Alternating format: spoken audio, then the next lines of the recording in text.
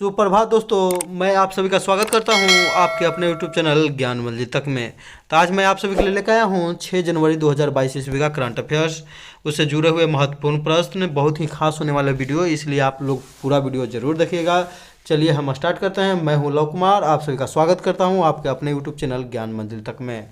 तो आज का पहला क्वेश्चन हो जाएगा दोस्तों कि ONGC की पहली महिला अध्यक्ष किसे बनाया गया है। तो याद रखिएगा ONGC यानी कि oil and natural gas corporation. याद रखिएगा oil and natural gas corporation, तेल एवं प्राकृतिक गैस लिमिटेड, जिसके प्रथम अध्यक्ष जो है किसे बनाया गया है। तो इसका सही जवाब हो जाएगा अलका मित्तल। याद रखिएगा दोस्तों ONGC, तो अलका मित्तल याद रखिएगा। ओ ऐसे लिखते हैं, ऐसे ना लिखते हैं, वो तो ऐसे अलका मित्तल है।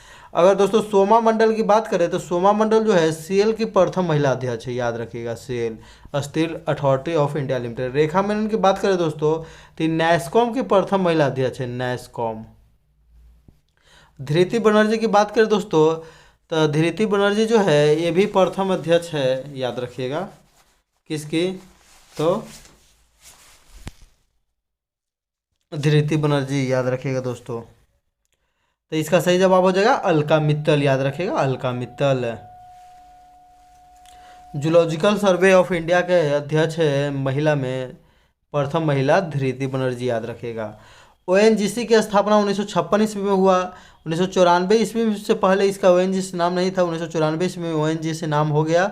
2010 में इसे महारत्न कंपनी का दर्जा मिला। याद रखिएगा दोस्तों। भारत में जो है कुल 11 महारत्न कंपनियां हैं। याद रखिएगा 11वीं महारत्न कंपनी कौन है, तो PFC यानी कि पावर फाइनेंस कॉर्पोरेशन, जिसको जो 2021 में मान्यता मिला दोस्तों। याद रखिएगा। भारत की पहली महिला लोकसभा स्पीकर कौन है, तो मीरा कुमार दोस्तों। याद रखिएगा सासाराम से चुनाव लड़ती थी मीरा कुमार। भारत की पहली महिला मुख्य चुनाव आयुक्त कौन थी दोस्तों, तो BS रमा देवी। याद रखिएगा BS रमा देवी, बहुत ही इंपॉर्टेंट क्वेश्चन है। एकमात्र महिला मुख्य चुनाव आयुक्त बनी है। भारत की प्रथम महिला विधानसभा अध्यक्ष, तो भारत की जो प्रथम महिला विधानसभा के अध्यक्ष बनी वो थी श्रीमती सन्नो देवी। शायद लगता है आंध्र प्रदेश की बनी थी, श्रीमती सन्नो देवी। भारत की पहली महिला विधायक की बात करें दोस्तों तो बनी थी तमिलनाडु की थी मुथुलक्ष्मी स्वामी। याद रखिएगा मुथुलक्ष्मी स्वामी। ये सब बहुत ही महत्वपूर्ण क्वेश्चन है दोस्तों। राज्यसभा में नामांकित होने वाली प्रथम महिला सदस्य कौन है, तो रुक्मिणी देवी अरुणडेल। याद रखिएगा दोस्तों, बहुत ही इंपॉर्टेंट क्वेश्चन है रुक्मिणी देवी अरुणडेल। जबकि प्रथम अभिनेत्री कौन है राज्यसभा में नामांकित होने वाली, तो प्रथम अभिनेत्री नरगिस दत्त थी दोस्तों। याद रखिएगा नरगिस दत्त। भारत की प्रथम महिला DGP कौन है, तो कंचन चौधरी भट्टाचार्य। भारत की दूसरी महिला IPS, तो भारत की प्रथम महिला IPS है किरण बेदी, जबकि दूसरी महिला IPS कौन है, तो कंचन चौधरी भट्टाचार्य। याद रखिएगा दोनों क से। युद्ध सेवा मेडल पाने वाली प्रथम महिला तो मिंटी अग्रवाल। प्रथम महिला रेलवे मंत्री तो ममता बनर्जी। याद रखिएगा रेलवे मंत्री ममता बनर्जी। किसका कथन था कि राज्यपाल का पद जो है पिंजरे में बंद सोने की चिड़िया के समान है, तो किसने यह तुलना किया था दोस्तों, तो ये भारत की प्रथम महिला जो है राज्यपाल थी सरोजिनी नायडू, उसी ने तुलना किया था। याद रखिएगा। बाल विवाह निषेध विधेयक 2021 की जांच के लिए गठित संसदीय स्थायी समिति में केवल एकमात्र महिला प्रतिनिधित्व चुना गया है, उसका क्या नाम है, तो सुष्मिता देव। याद रखिएगा सुष्मिता देव, जो कि तृणमूल कांग्रेस से संबंधित है। याद रखिएगा। जया जेटली टास्क फोर्स का गठन लड़कियों की शादी की उम्र 18 वर्ष से बढ़ाकर 21 वर्ष करने के लिए गठन किया गया था, जया जेटली टास्क फोर्स की। याद रखिएगा दोस्तों। हाल ही में यह जो मामला बिल लोकसभा में पास हुआ है। लोक लेखा समिति जो है संसद की महत्वपूर्ण समिति है, जिसमें 22 सदस्य होते हैं, 15 लोकसभा से और 7 राज्यसभा से दोस्तों। याद रखिएगा। अध्यक्ष कौन होता है, तो इसमें विपक्ष के नेता होता है, जो कि वर्तमान में विपक्ष के नेता कौन है, तो अधीर रंजन चौधरी, जो कि कांग्रेस पार्टी से संबंधित है दोस्तों।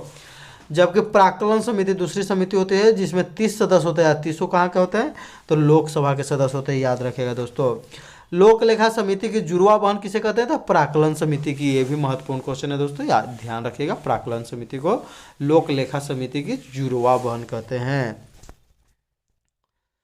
नेक्स्ट क्वेश्चन हो जाएगा दोस्तों कि हाल ही में भारतीय चिकित्सा अनुसंधान परिषद ने यानी कि ICMR ने ओमिक्रॉन वेरिएंट के लिए, याद रखिएगा ओमिक्रॉन वेरिएंट के पता लगाने वाली पहली स्वदेश टेस्ट किट की मंजूरी दी है, उसका क्या नाम है। यानी कि तो उसका नाम है ओम श्योर, याद रखिएगा उसका नाम है ओम श्योर। अगर 2DG की बात करें दोस्तों, तो यह 2DG जो दवा है डीआरडीओ को बनाया गया था कोविड-19 को बढ़ने से रोकने के लिए। अस्मी जो है डीआरडीओ द्वारा बनाया गया भारत का पहला स्वदेशी राइफल है। AK-203 जो है भारत जो है रूस के साथ मिलकर बना रहा है और इसे खरीद रहा है। Assault rifle 203। अगर अगर बात करें दोस्तों ओमिश्योर की बात करें दोस्तों, तो यहाँ पर देखेंगे हम लोग कि ओमिश्योर का निर्माण टाटा मेडिकल डायग्नोस्टिक मुंबई के द्वारा किया गया है।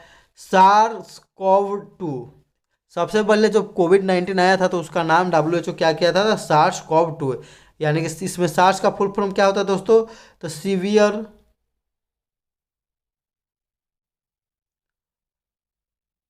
एक्यूट। ए का फुल फॉर्म होता है एक्यूट, आर होता है रिस पायरेटरी, एस से सिंड्रोम। तो इसका फुल फॉर्म हो गया दोस्तों, बहुत बार क्वेश्चन पूछता है। सार्स में ए का मतलब क्या होता था, एक्यूट होता है।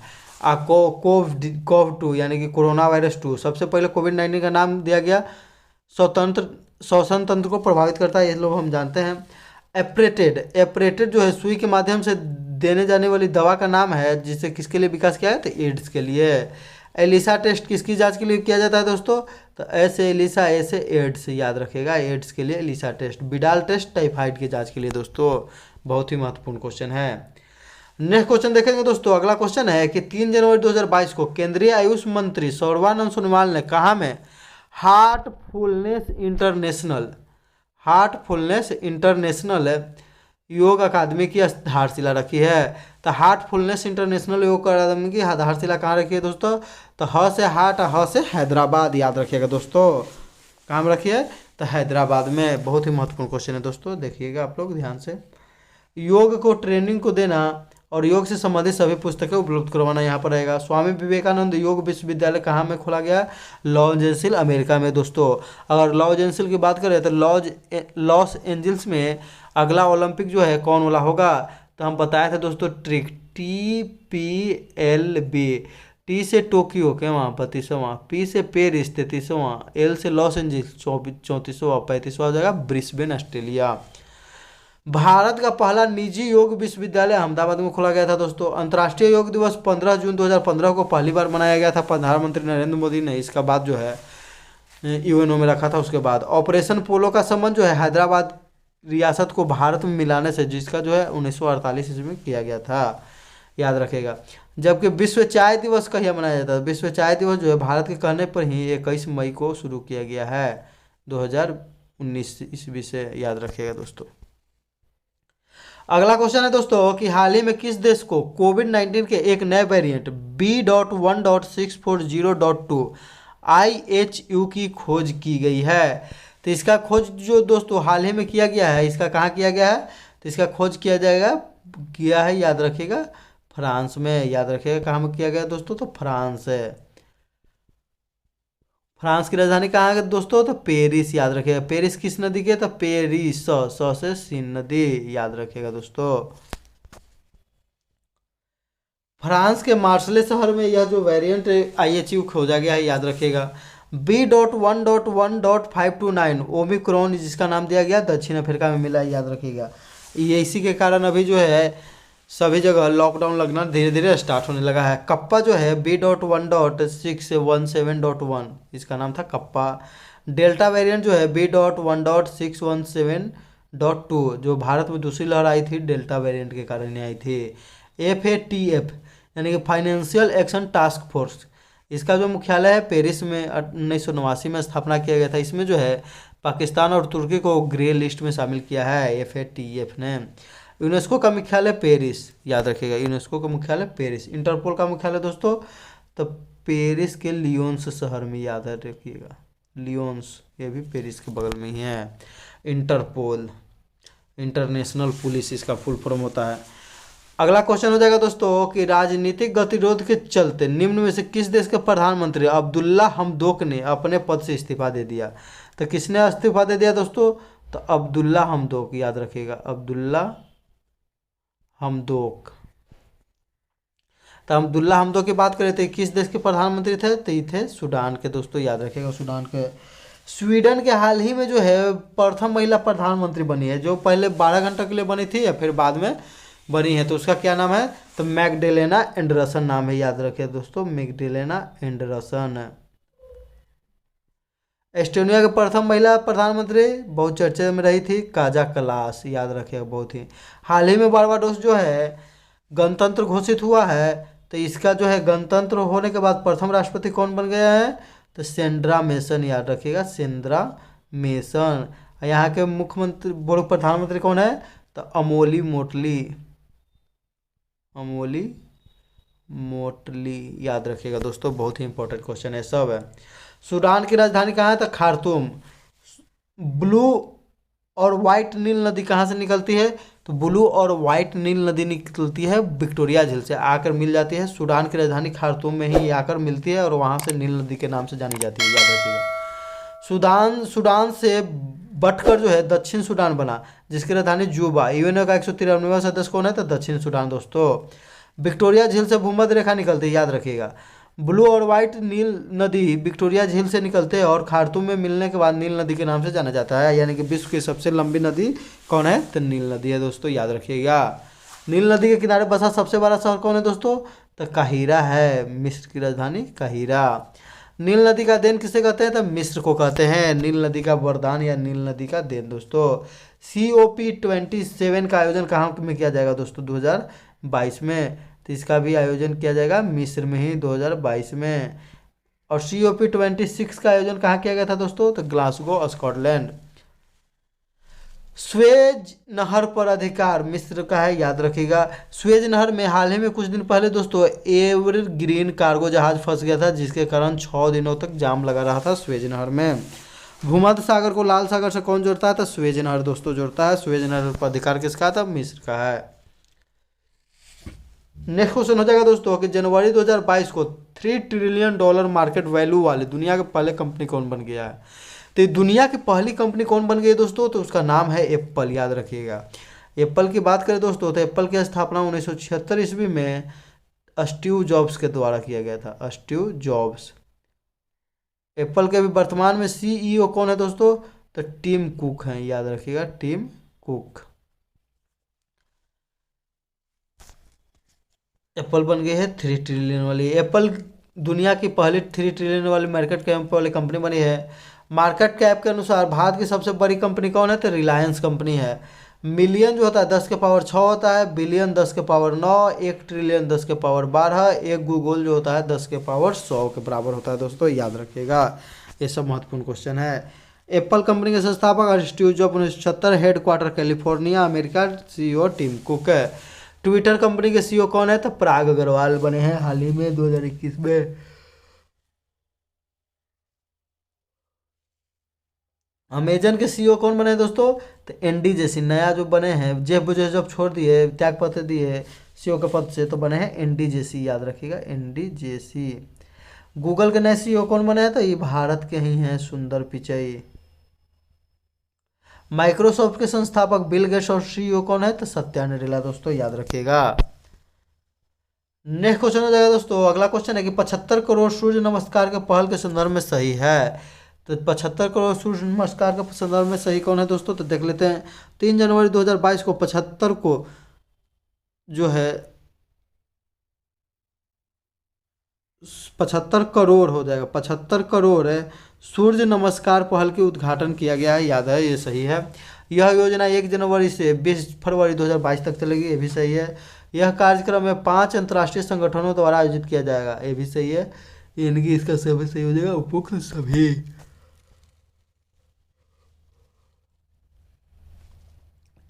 तो 75 करोड़ सूर्य नमस्कार पहल का उद्घाटन सर्बानंद सोनोवाल ने हैदराबाद में किया, याद रखिएगा दोस्तों, सर्बानंद सोनोवाल ने हैदराबाद में किया। 5 जो संगठन है, पतंजलि है, क्रीड़ा भारती है, योगासन संस्था, हार्टफुलनेस और गीता परिवार। अमृत महोत्सव की आज़ादी की 75वीं वर्षगांठ मनाया जा रहा है, इसलिए सब में 75 लगा हुआ है, याद रखिएगा दोस्तों। सार्थक पहल और निपुण का संबंध है शिक्षा मंत्रालय से। इंटरनेशनल सोलर अलायंस का मुख्यालय कहाँ है, तो गुरुग्राम। COP21 में आयोजन इसका जो पेरिस में हुआ था, उसमें इसका स्थापना हुआ था। One sun one world one grid की स्थापना भारत और यूके यानी कि यूनाइटेड किंगडम के द्वारा मिलकर किया गया COP26 और स्कॉटलैंड में जो सम्मेलन हुआ उसमें किया गया दोस्तों। One sun one world one grid याद रखिएगा। अगला क्वेश्चन हो जाएगा दोस्तों कि बहुराष्ट्रीय नौसैनिक अभ्यास मिलन 2022 का आयोजन किया जाएगा। तो ये मिलन अभ्यास का आयोजन जो दोस्तों किया जाएगा मिलन अभ्यास का, इसका आयोजन की बात करें तो इसका सही आंसर हो जाएगा ऑप्शन नंबर ए यानी कि विशाखापत्तनम। दोस्तों विशाखापत्तनम के बारे में जानते हैं कि विशाखापत्तनम जो है एक बंदरगाह है। यह जो है भारत का सबसे सुरक्षित बंदरगाह है। क्यों है? क्योंकि यह डॉल्फिन नोज नामक पहाड़ी के पीछे सुरक्षित है, याद रखिएगा। डॉल्फिन नोज नामक पहाड़ी के पीछे सुरक्षित है, विशाखापत्तनम बंदरगाह है। 1995 में शुरू हुआ, यह प्रति 2 वर्षों पर किया जाता है यह अभ्यास मिलन। मिलन 2022 का आयोजन 25 फरवरी को किया जाएगा। यह जो है नौसेना का एक्सरसाइज है। भारतीय नौसेना दिवस 4 दिसंबर को मनाया जाता है। 4 दिसंबर 1971 को भारत ने कराची पोर्ट को ट्राइडेंट ऑपरेशन यानी ऑपरेशन त्रिशूल के तहत समाप्त किया था। उसको एकदम नष्ट कर दिया था कराची पोर्ट को यानी कराची बंदरगाह को। भारतीय नौसेना के जनक किसे कहा जाता था? छत्रपति शिवाजी, याद रखिएगा। इन्हीं के समय में भारतीय नौसेना की स्थापना हुई थी। भारत का सबसे गहरा एवं सुरक्षित बंदरगाह कौन है दोस्तों? तो विशाखापत्तनम। 18वां रेलवे जोन दक्षिण तटीय रेलवे का मुख्यालय कहाँ है दोस्तों? तो विशाखापत्तनम। APJ अब्दुल कलाम तकनीकी संस्थान का हाल ही में शिलान्यास किया गया। इसका जो है मुख्यालय कहाँ में किया गया है? तो विशाखापत्तनम। कोलकाता बंदरगाह का नया नाम क्या कर दिया गया दोस्तों? तो श्यामा प्रसाद मुखर्जी बंदरगाह, याद रखिएगा। श्यामा प्रसाद मुखर्जी बंदरगाह है।